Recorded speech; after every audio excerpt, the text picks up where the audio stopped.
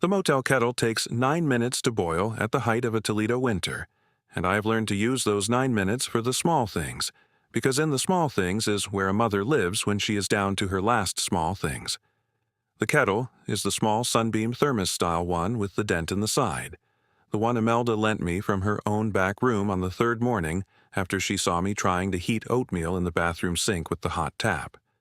I've used it every morning since and every evening, and the steam rising off the lip in the dim of the motel room is one of the small certainties of the 11 nights, and I have learned, when the steam comes, to put my face into it for a second, and to close my eyes and to count to 4 in Polish, Jeden dwa, 3, 4, and to be grateful for the 4 seconds of warm air on my eyelids. I fold the cot blanket the way the housekeeper showed me on the third morning. I rinse the 2 plastic cups in the bathroom sink and stand them upside down on a folded paper towel. I shake the crumbs of last night's sleeve of saltines into the trash can, lined with a kitchen bag I bought at the dollar store on Airport Highway, because the motel ones smell like bleach, and Clara cannot fall asleep in a room that smells like bleach. The clerk at the front desk is named Imelda. She is, I think, 62, and she has not asked me yet how long I plan to stay. The motel charges me $38 a night. I have been here 11 nights. I have $418 left in my checking account and $110 folded inside the cardboard sleeve of Clara's library card from the Toledo-Lucas County Public Library, which I have not been brave enough to return, because returning the card would mean admitting that we no longer live in Lucas County, and I am not ready yet to admit any of the things that have stopped being true. Mama. Yes, Jupku. Is the water hot? Almost, Jupku. Can I have the apple slices? Yes, wash your hands. She climbs down from the cot in her sock feet and pulls the bathroom step stool over to the sink. I cut the apple on the side of a paper plate with a plastic knife I have been using for 11 days, because the plastic knife is the only knife I'm allowed to have in the motel. She watches me cut it with the careful patience of a 5-year-old who has learned that her mother needs to be watched without being interrupted. Mama, the brown part. I'm cutting it off, Kochani. Pan Jesus does not like the brown part. I'm cutting it off for Pan Jesus. Okay? She is wearing the burgundy knit dress under her cream cardigan and her cream wool tights, the same outfit she has worn for 3 days now, because the small laundromat on Front Street takes 8 quarters per machine and I am rationing the quarters. The dress smells faintly of the Pichonka detergent that comes in the squat green bottle from the Polish grocery on Lagrange. My grandmother bought that detergent, my mother bought that detergent, I buy that detergent, I will buy that detergent until they stop making it, and then I will mail order it from somewhere, because the smell of it is the smell of a Sobzak kitchen, and a Sobzak kitchen is something I still get to be. The phone in my coat pocket buzzes against the cot frame. I do not pick it up immediately because phone calls in November are rarely good news for a 31-year-old single mother 11 nights into a Toledo motel. It buzzes again. I look at the screen. The area code is 313. Detroit. I have not had a phone call from Detroit since I was 11 years old. I have not been to Detroit since the summer I was 8, when my mother drove the 2 of us up to Hamtramck for Aunt Walla's 63rd birthday, and Aunt Walla stood at the door of the bakery in her white linen apron and said, "Magdusiu, you have grown into your father's chin." That is the only sentence of hers I remember in her actual voice. I have a postcard from her every Christmas after that for 23 years until last year, and then last year there was no postcard, and I told myself she was old, and I told myself the post was slow, and I told myself I would write to her in the spring, and then in March I broke up with Mark, and in May I lost my second job at the daycare, and in August Clara had a tonsil infection that ate the savings, and the postcard slipped, the way the small things slip when the small things are the only things keeping you from drowning. Hello? Is this Magdalena Sobchak? Yes. Magdalena, my name is Stanislaw Borowski. I am a records clerk for Wayne County, Michigan. Are you sitting down? I am sitting on the edge of a motel bed, sir. Magdalena. Your great-aunt Vladislawa Pietraszek passed away on the 3rd of October, here in Hamtramck. I have been trying to reach you for 5 weeks. Sir, I have a piece of paper in front of me on my desk that lists you as her sole surviving heir. I have been trying to find you. The county had an old Toledo address, and the post office had returned the certified letter twice.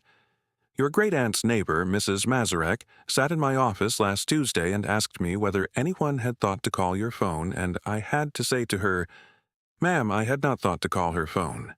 Sir, I am sorry. You have not done a thing to be sorry for, Magdalena. Sir, I'd like you to come up to Hamtramck. There are some papers that need your signature. The bakery has been closed since 2018. The apartment upstairs is yours, free and clear. Your great-aunt left it to you, and she left a note on top of the kitchen table that I have not opened, because the note was not for me to open, and I have been waiting for you to come and open it. I do not say anything for a long time. Magdalena? Yes, sir. Can you come? Yes, sir. I can come. Drive carefully. The roads are icing tonight. Yes, sir. Magdalena? Yes, sir. You don't have to come tonight. No, sir. I will come tomorrow with my daughter. How old is your daughter? 5, sir. Drive carefully. Yes, sir. I put the phone face down on the cot, and I look at the bathroom doorway for a long time. Clara is leaning against the frame with the second slice of apple in her hand and a small ring of apple juice around her mouth. Mama, who was on the phone. A kind man, Jupku. What does he want? He wants us to drive up to Michigan tomorrow. Why? Because Aunt Walla has gone to be with Pan Jesus. She is quiet for a moment. She has only ever known Aunt Walla from a photograph on our refrigerator. She looks at the photograph in the kitchen of our old apartment every morning before school. The photograph is now in a banker's box in the trunk of the Hyundai, because the old apartment is no longer ours. Will the bakery still be there? Yes, baby, the bakery will still be there. Will it smell like babka? It might, Kachani, I don't know yet. Mama, yes? Can I take my St. Hedwig medal? You're wearing it. Oh, she says. She is wearing it. She has worn it every day since the morning Father Ratachak put it around her neck at the church on Lagrange last Easter. I have not taken her to Mass in 8 Sundays, because I have not had the strength to put her in a pew and feel the eyes of mothers who still have apartments.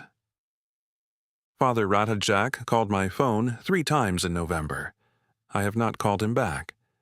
There is a small list of people in this world to whom I owe a phone call, and at the top of that list, for 11 nights now, has been a priest with kind eyes, and that has not been a thing I have been able to face. Clara? Yes, Mama. Pack your maroon backpack tonight. We're going on a drive in the morning. Where are we going? To a place where Aunt Walla used to live. Will we live there too? I do not answer her, because I do not know yet, and a Sobzak does not lie to her child. We sleep that night with her under my arm on the single twin bed instead of on the cot, because there are some nights when a 5-year-old cannot be on a cot, and a mother who has 11 nights of motel mathematics in her head can tell the difference. In the morning, I drive the 2011 Hyundai Elantra north on I-75 through the steel gray Ohio plain with Clara strapped into the back seat in her booster, her maroon hand-knit beanie pulled down low over her ears, her small mittened hands folded in her lap. The heat in the car works. The heat is one of the things that still works, and I am keeping a careful mental list of the things that still work because the list of things that still work is the list of things I can build a next life out of. The Ohio fields outside the passenger window are stubble and salt haze and long, thin lines of telephone poles, and I drive at a careful 62 with my hands at 10 and 2. Clara has fallen asleep in the booster, and her small breath is fogging a little oval on the inside of the back window. I think about the postcards. Every December since I was 7, my mother had set me at the kitchen table on Lagrange Avenue with a small card and a green felt tip pen and a yellow envelope, and had said, "Sit up straight, Magdusiu," You are writing to your father's aunt in Michigan. I had not understood then that my mother was sending those cards alone on her own initiative, that my grandmother Anna had been dead 2 years already by my first card. I had thought, in the way of a 7-year-old, that everyone wrote to their father's aunt. The whole family, I see now, was carrying the small weight of an erased aunt without any of us saying her name aloud. We crossed the Michigan line a little before 11. The sky is low and white-gray the way it is in southern Michigan in November, and the salt trucks have been out all night.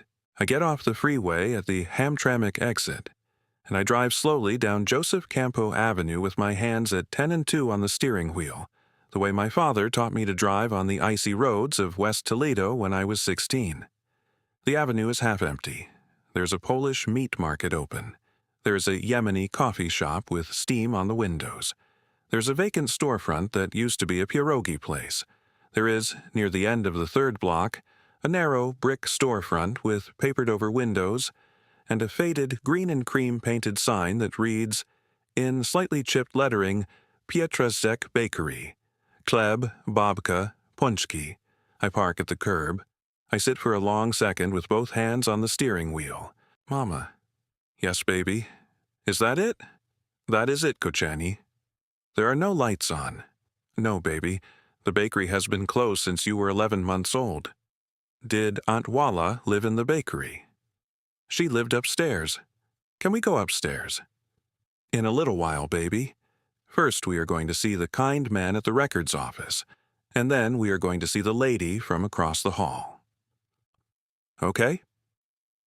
The records office is in a low brick municipal building 3 blocks east, and Mr. Borowski meets us at the front counter with his iron-gray hair parted neatly on the side and his small round wire-rimmed glasses on a thin black cord, and his small silver Polish eagle pin catching the fluorescent.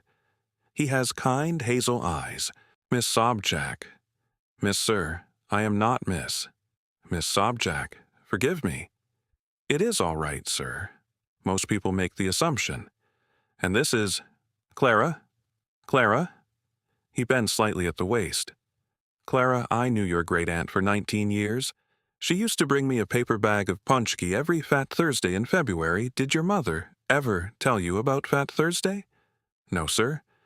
Then your mother and I have a lesson to teach you in February. Clara looks up at me. I nod. She smiles at him with the small, careful smile of a 5-year-old who's been told she is going to be taught a thing. He walks us to a small wood-paneled side office and sits at his small wooden desk and opens a manila folder. The folder has Aunt Walla's name on the tab in fountain pen ink in his own careful hand. Miss Sobchak. Yes, sir.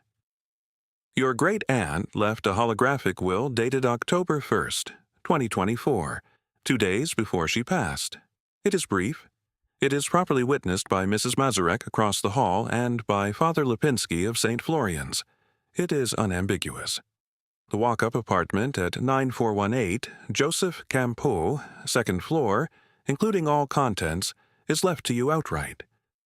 There is a small savings account at the credit union on Conant Street with a balance of $4,218, also left to you outright. There is no mortgage. The property tax for 2024 was paid in August. The will lists you as her only living blood relative, your father having predeceased her in 2009. Sir? Yes, ma'am? I have not seen her since I was 8. Miss Sobchak, that is something we are going to talk about, but not in this office, because in this office I am only allowed to talk about the paperwork. Yes, sir? There is one more thing in the file. Yes, sir?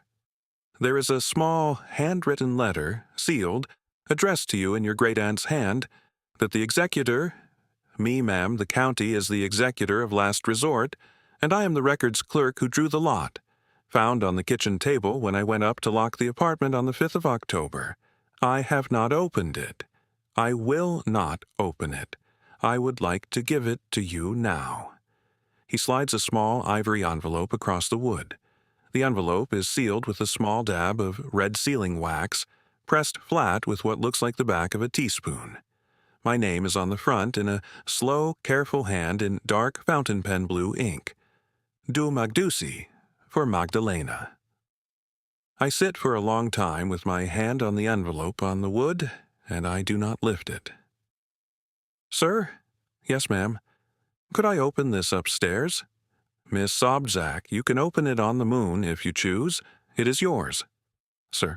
Yes, ma'am. Why did she not come and find me? He folds his hands on the wood. Miss Sobczak, I do not know the full of it. I know some of it, but it is not for me to tell you the parts I know, because the parts I know are second-hand from Mrs. Mazurek and from your great-aunt herself across 19 years of conversation in a small bakery on Joseph Campeau. Mrs. Mazurek will tell you what you need to know. Your great-aunt will tell you what you need to know. Read the letter. Drink a cup of tea with Mrs. Mazurek. Sit in the apartment for a night before you decide anything. Will you promise me that, ma'am? Yes, sir. That is all I will ask of you. He gives me a thick brass key on a small brass ring with a small white paper tag tied to it in red string. The tag reads, in his own careful hand, 9418 Joseph Campeau, 2A. If you have ever held a key to a door you have never opened, subscribe to Mothers Who Inherit for stories of rooms that have waited. We park back outside the bakery at 1:30 in the afternoon. The light is the kind of low silver November light that is not quite sun and not quite cloud. Side light coming from the southwest in a long slant down Joseph Campeau.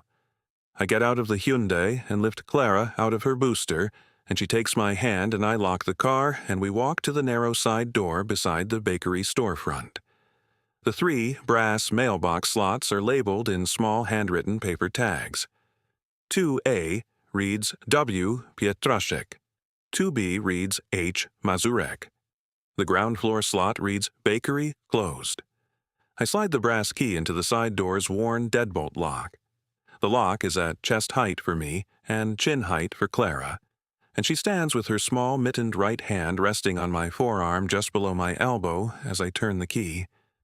The bolt slides with a slow, heavy, unwilling sound, and then it gives, and the door opens inward onto a narrow flight of dark-stained oak stairs lit from the top by a single naked bulb someone has left burning.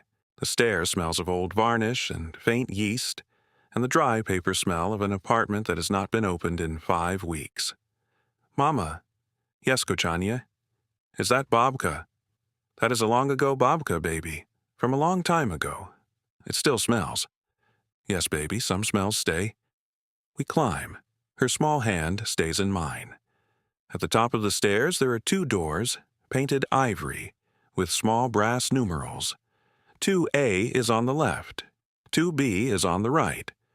The door of 2B opens before we reach the landing, and Mrs. Helena Mazurek is standing in the doorway in her pale rose hand-knit cardigan, buttoned to the throat over a high-necked cream cotton blouse, ankle-length plum wool skirt, thick cream stockings, black leather flat lace-up walking shoes, a small white cotton handkerchief peeking from her cardigan pocket, a gold cross at her throat, with her hands folded over the front of her skirt, and tears already in her eyes.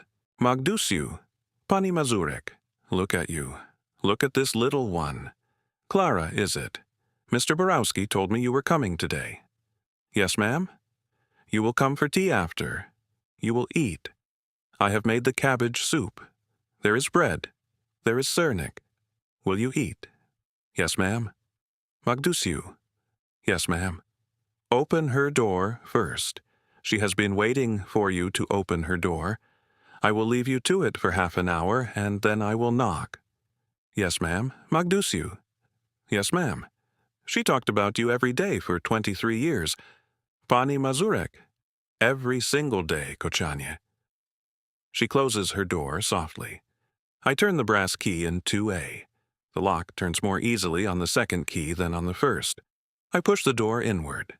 The apartment is small and clean and orderly, the way a Polish woman's apartment is orderly, the way my grandmother's apartment was orderly, the way my mother's apartment was orderly before she died of breast cancer when I was 19, the way I have tried, with diminishing success across 11 motel nights, to keep my own life orderly. The narrow hallway has a dark-stained oak floor and ivory plaster walls and a small icon of Our Lady of Czestochowa in a thin gilt frame at eye height. There is a small mahogany hat stand with a single navy wool coat hanging on it. There is a pair of black leather lace-up flat shoes set side by side beneath the coat. The parlor opens to the right. There is a small upright piano against the south wall under a tall window onto Joseph Campeau, a single armchair upholstered in faded sage green velvet, a small mahogany side table with a single lace doily, a black and white framed photograph of a young woman of 31 in a long navy work dress and a white linen baker's apron standing in front of a brick bakery storefront, dated 1971 on the lower margin in fountain pen ink. A second photograph of the same woman at 63 in a gray wool dress and the same apron, dated 2003. A third frame, smaller, with no photograph in it. The third frame is empty. I think I know who the third frame was waiting for. The kitchen opens to the left at the back. It is long and narrow, with a heavy enamel sink under a window onto the alley, and a 1940s O'Keefe and Merritt gas stove with cream porcelain panels and a heavy painted iron stove hood, and behind the stove hood on the wall is a heavy painted iron ventilation duct cover with a small brass thumb latch. There's a small enamel-topped breakfast table by the kitchen window with 2 wooden chairs. There is one envelope on the kitchen table, on top of a white linen tea towel folded twice. It is the one Mr. Borowski did not open. I cross the kitchen and sit down at one of the wooden chairs, and I put Clara on the other chair with her cream cardigan still buttoned and her maroon beanie still on her head, and I slide my thumb under the sealing wax, and I open the envelope. There are 2 pages inside. There is also, folded inside the second page, a small brass key. The first page reads in slow, careful fountain pen blue ink, Magdusiu. If you are reading this, then I am with Pan Jesus, and with your father, and with Mama and Tatush. The apartment is yours. The savings is yours. The bakery downstairs is yours. I have not had the strength to reopen it. But the ovens are sound. The piano is in tune. The icon of Czestochowa was your grandmother Helena's, and she carried it across the ocean in 1949 in a flour sack. It is for you now, and for your little one. Clara, that is the right name. I knew you would name her Clara. I put my hand on the page for a long second. The second page reads, There is a small brass key with this letter. It opens the stove vent. Behind the stove vent there is a small tin box. In the small tin box there are 41 letters. I wrote them between January 1972 and August 1973 to your father, my nephew Stefan, when he was 11 years old and he had stopped writing back. I never sent them, because his mother, my sister Anna, would not have given them to him because she had told him I was dead.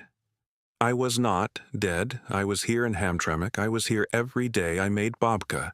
I baked the bread of 3 streets of Polaks. I waited. The letters tell you why I stayed. Read them in your own time. Read one a week if you must. Do not read them all at once, because 41 letters at once is too much weight for one mother in one afternoon. Forgive your grandmother Anna. I have forgiven her. It is the work of a long life, but I have done it. I send you my love, Magdusiu, Aunt Walla. I close the second page very slowly. Mama. Yes, Kocheni. Is it a nice letter? It is a very nice letter, Kocheni. Are you crying? A little, baby. Why? Because the lady who wrote it loved me very much, and I did not know that she loved me very much, and now I know. Oh, Clara. Yes, Mama. Will you come stand by the stove with me for a moment? Yes, Mama. I lift her down. She walks with her small mittened hand in my hand to the heavy 1940s O'Keefe and Merritt and the painted iron stove hood. I crouch behind the stove and I find the small brass thumb latch and I lift it and I open the heavy iron ventilation duct cover.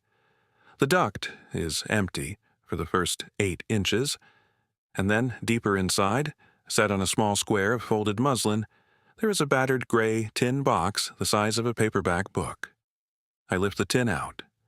The lid has a faint, stamped pattern of poppies and wheat sheaves. The tin smells faintly of cinnamon and faintly of old paper. I set the tin on the enamel-topped breakfast table. I do not open it yet. Mama. Yes, Kochanyi. What's in the tin? Letters that a kind lady wrote to her brother a long time ago. Did the brother get them? No, Kochanyi. Why? Because his mother told him the lady was gone. Was she gone? No, Kochanyi, she was here, right here, in this kitchen. For how long? For more than 50 years, Kochanyi. She thinks about that with a small wrinkle between her eyes. Mama. Yes. Was she lonely? I think she was, Kochanyi. I think she was very lonely, but I think she knew Pan Jesus was with her. Did she have a friend? I think she had a very good friend across the hall. Her name is Pani Mazurek. Pani Mazurek is nice. Yes, baby, Pani Mazurek is very nice. Will we live here, Mama? I do not answer immediately, because the answer is not a thing I can give a 5-year-old in a single sentence in a kitchen on her first afternoon in Hamtramck. But I look around the small, clean, orderly kitchen with its 1940s stove and its enamel sink and its icon of Czestochowa on the hallway wall, and I think of the $418 in my checking account and the $4,218 in a credit union on Conant Street, and the empty third frame in the parlor, and the tin of 41 unsent letters on the breakfast table. Yes, Kochanyi, I think we will. Will I have a bedroom? There is a second bedroom, Kochanyi. Do you want to see it? Yes. I take her hand, and we walk back down the narrow hallway. There are 2 bedroom doors. The first opens to a small bedroom with a single iron-framed bed neatly made with a white cotton coverlet, and a small wooden chair, and a thin, pale cream rug. The second opens to a bedroom with a single iron-framed bed, and a small wooden child's writing desk, and a thin, pale cream rug, and, pinned to the back of the closet door, a hand-penciled child's growth chart drawn in a child's careful hand and marked in inches up the door frame. The chart reads Stefan at the top in a child's printed letters. The last mark on the chart is dated September 1971 beside the number 49 in a slightly different hand, the same hand that wrote the will, in dark fountain pen blue. I sit down on the edge of the bed in my father's old bedroom and I put my hand over my mouth. Mama. Yes, Kochanyi. Whose room was this? This was my father's room, Kochanyi. When he was little. When he was little, before he moved to Toledo. Why did he move to Toledo? Because his mother took him to Toledo when he was 11 years old. Why did she do that? Because she was angry at Aunt Walla for something, Kochanyi. I do not know what yet. The letters will tell us. Oh, Clara. Yes, Mama. This will be your room, if you like it. Yes, Mama, I like it. She walks to the closet door and stands in front of the growth chart and stretches up onto her tiptoes. The top of her maroon beanie reaches almost exactly to the last penciled line. She looks at me with her pale blue-gray eyes very wide. Mama, I am as tall as the boy. Yes, Kochanyi, you are. There is a soft knock on the door of the apartment. Come in, Pani Mazurek. The door opens. Mrs. Mazurek stands in the doorway with a cloth-covered casserole dish in her hands and a small white linen napkin folded on top. Cabbage soup, bread. Some surnik for the little one. I will not stay. I will leave it on the table. You come over when you are ready. Pani Mazurek. Yes, Kochanyi. Could you sit with me for a moment? Of course, Kochanyi. She sets the casserole dish on the kitchen table beside the tin, and she pulls the second wooden chair to the corner of the kitchen and she sits with her hands folded over the front of her plum wool skirt. Pani Mazurek. Yes, Kochanyi. Why did my grandmother Anna take my father away from Aunt Walla? She does not answer for a long moment. She looks down at her hands. Magdusiu. Sit. Drink a glass of water first. The story is not a short story. I sit. Clara climbs into my lap. I pour a glass of water from the tap into a small enamel mug from the dish rack. The water is cold and very clean. I drink half of it. All right, Pani Mazurek. Magdusiu, your great-aunt Vladislawa came to America in 1949 with her sister Anna, your grandmother, and with their mother and father after the war. Vladislawa was 8. Anna was 13. They came through New York, and they came west to Hamtramck because there was already a Pietraszek cousin here in the bakery. The bakery was built by their uncle Alexei in 1924 on this corner. It was a family bakery. Yes? Anna married a Polish-American man named Tadeusz Sobczak in 1958. She had one son, Stefan, your father, in 1960. Vladislawa did not marry. She stayed in the bakery. She baked.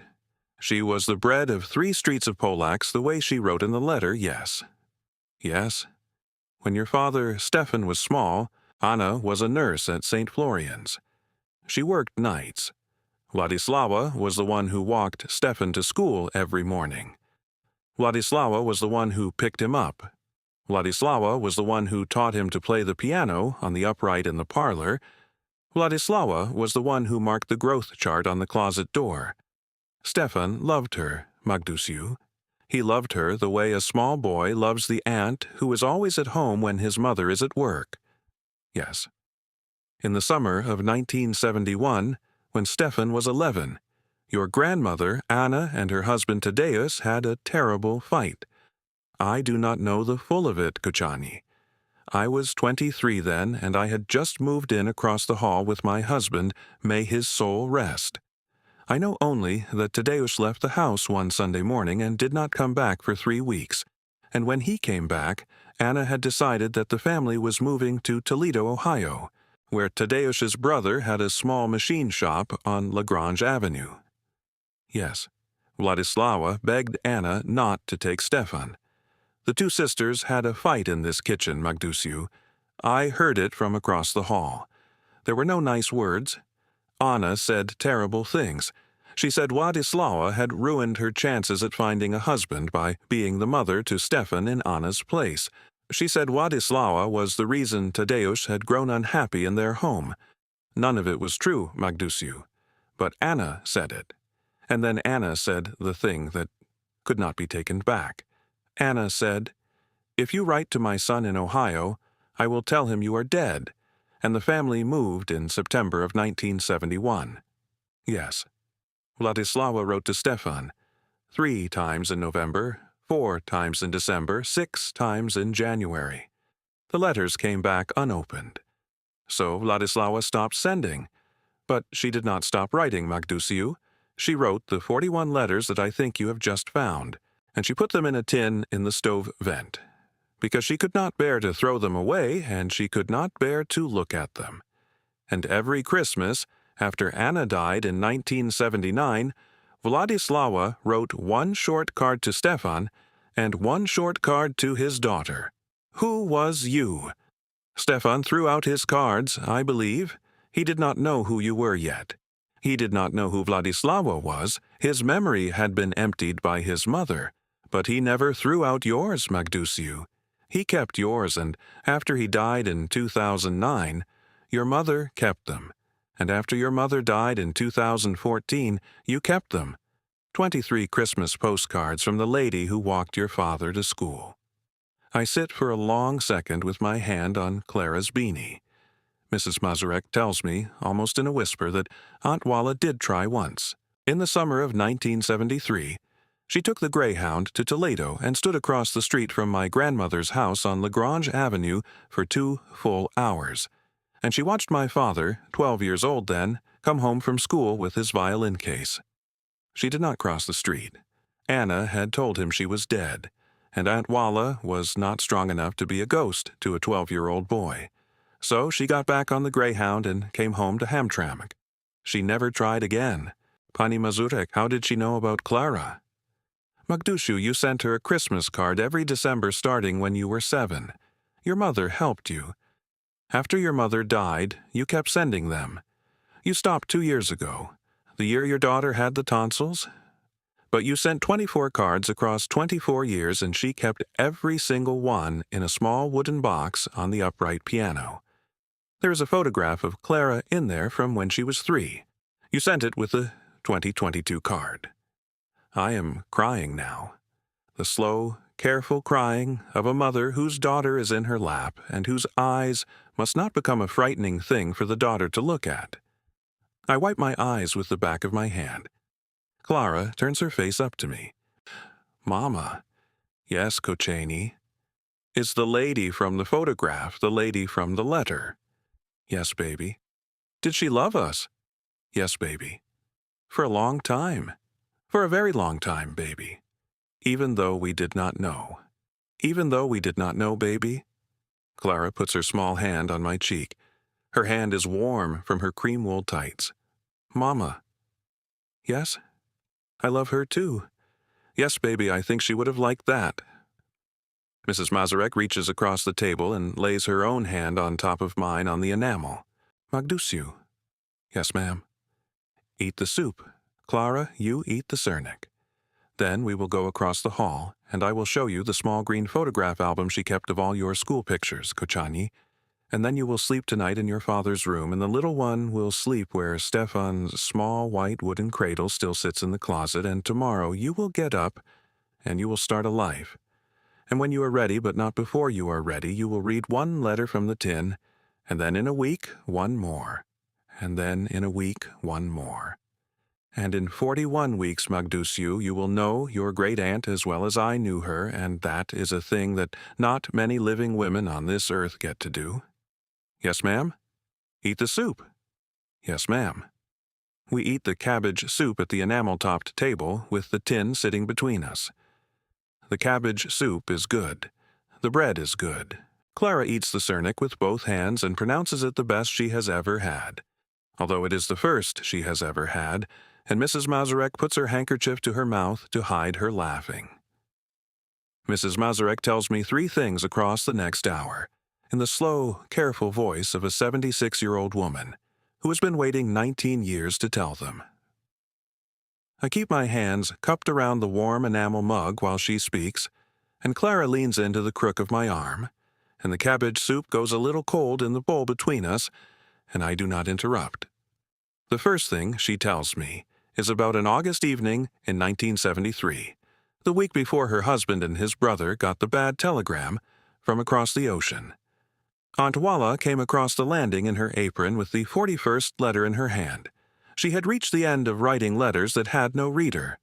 From that night on, she said, she would write only what she could put in the bread. And so, every Friday night for the next 4 decades, Aunt Walla slipped a small folded square of waxed paper into the dough of the Friday babka, with a single word written on it in pencil, and she let the word go out into the streets of Hamtramck inside the bread. 1,000 babkas, 1,000 words. A man on Goodson Street once found the word persevere in his babka the year his daughter had cancer. He kept the slip in his wallet until he buried his daughter 4 years later, and then he kept it in his wallet for another 20. The second thing Mrs. Mazurek tells me is about the autumn of 2003. A coffee shop chain wanted the corner and offered Aunt Walla $190,000 for the building. She thought about it for 1 week. She sat at this same enamel-topped table in this same kitchen with the chain's typed offer letter between her hands.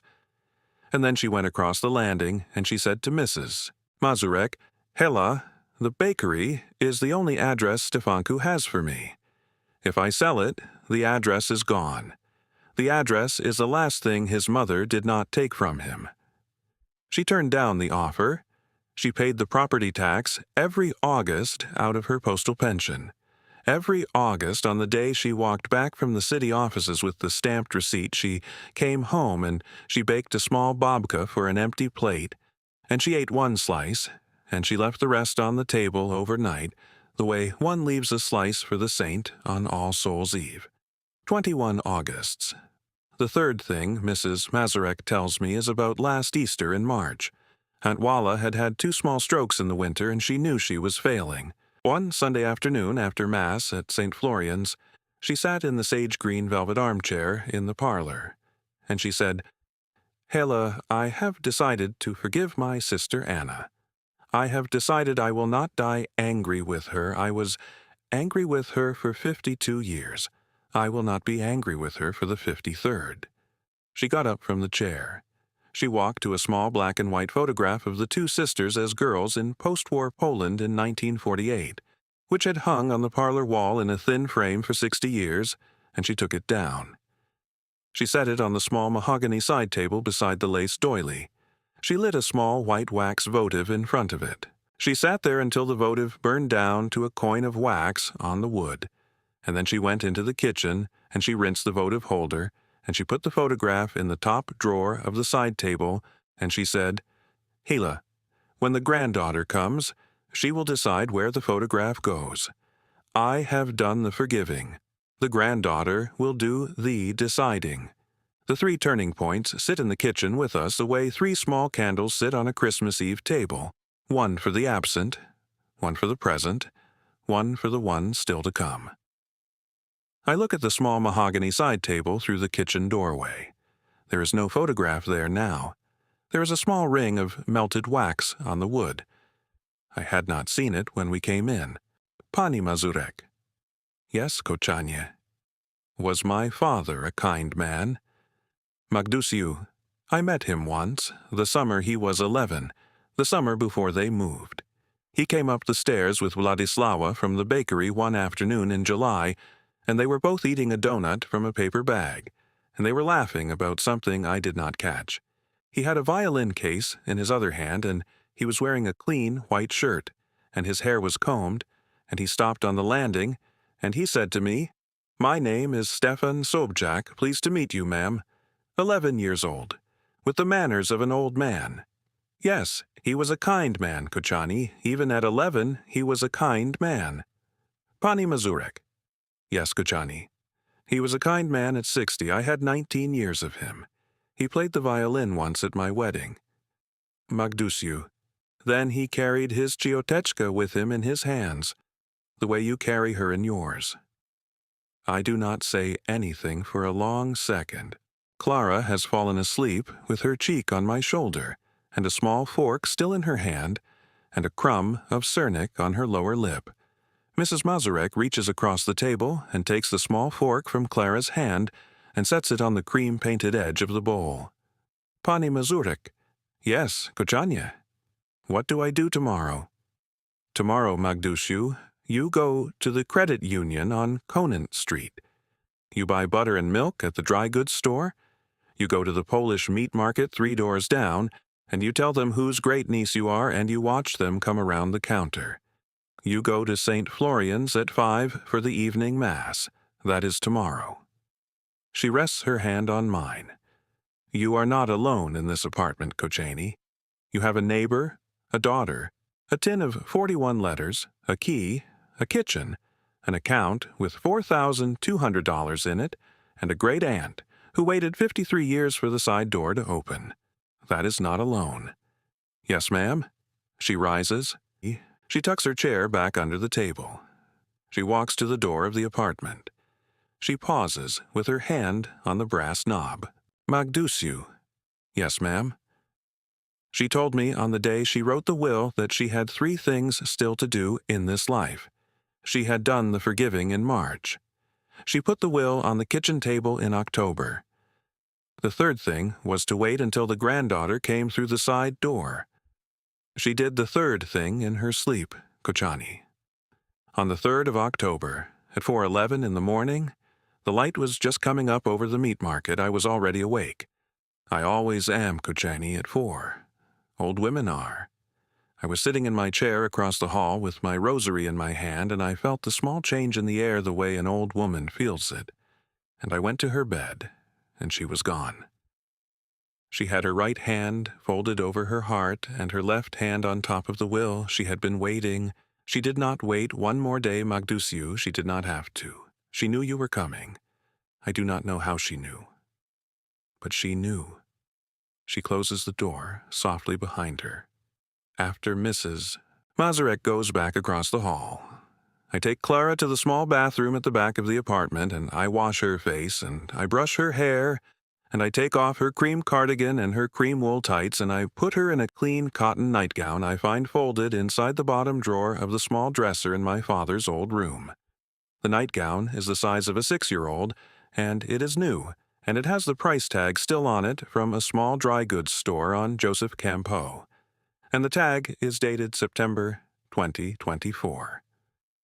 And I put her in the small iron-framed bed under a clean white cotton coverlet, and I sit on the edge of the bed beside her until her eyes close. Mama. Yes, Kucheni. Is this our home now? Yes, baby, this is our home now. Will you sleep in the room next to mine? Yes, baby. Mama. Yes. I am going to thank Panhezes tonight. Yes, baby, I think you should. And Aunt Walla. Yes, baby, and Aunt Walla. And Pani Mazurek.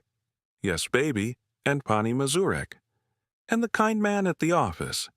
Yes, baby, and Mr. Borowski. Okay? She closes her eyes. I sit with my hand on her warm forehead for a long time. I whisper in the soft Polish my mother used to whisper to me at her own bedside. Aniele strożu mój, ty zawsze przy mnie stój. My guardian angel. Stay always beside me. She is asleep. I get up very slowly.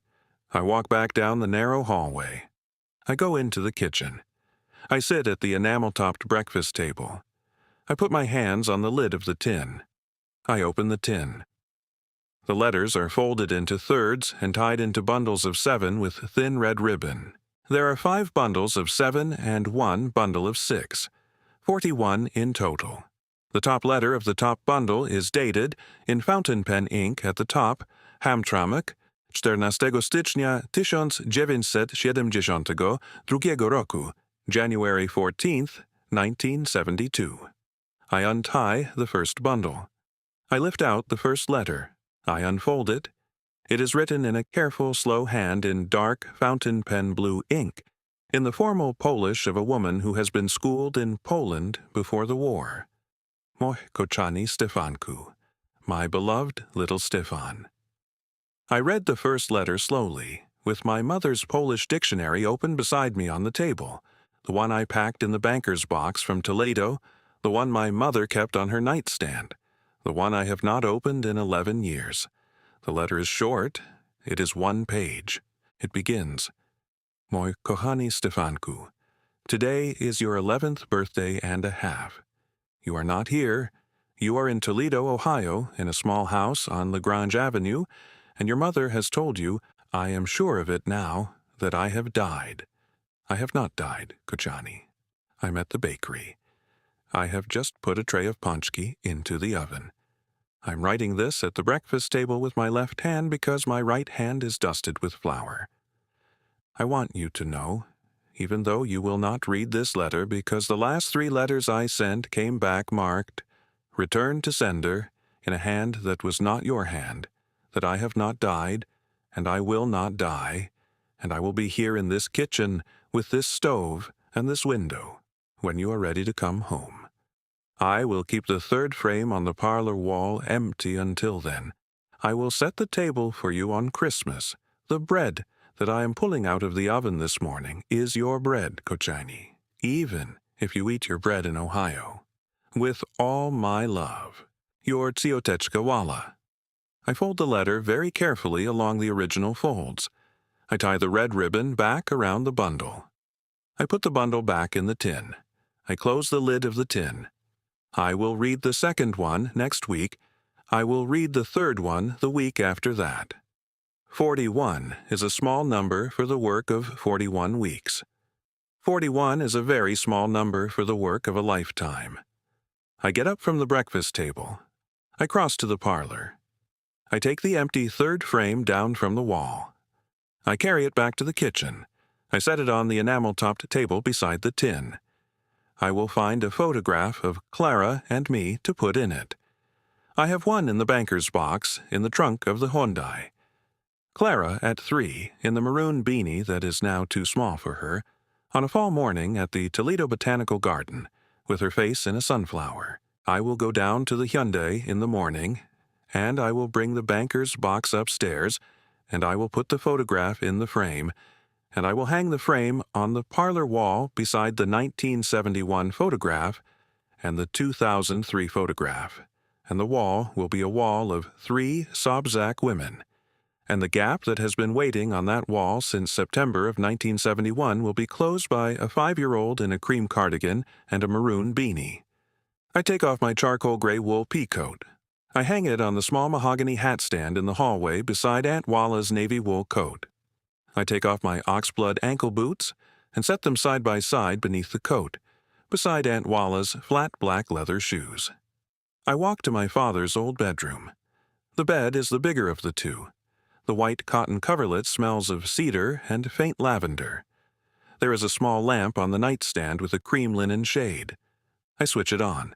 I sit on the edge of the bed in my cream turtleneck and my dark indigo jeans and my thick wool stockinged feet, and I take the small St. Anne medal between my thumb and forefinger, and I press it for a long second against my breastbone. I whisper, in the Polish that I have not spoken aloud to a soul since my mother died. Cioteczko Walu dziękuję. Aunt Walla, thank you. The window faces the alley. The alley is dark. The street lamp on Joseph Campo throws a thin gold rectangle across the parlor floor at the other end of the apartment. From the next room, Clara is breathing the slow, even breath of a 5-year-old who has fallen asleep in her father's old bedroom for the first time in her short life. I lie back on the white cotton coverlet. I do not undress. I do not turn off the lamp.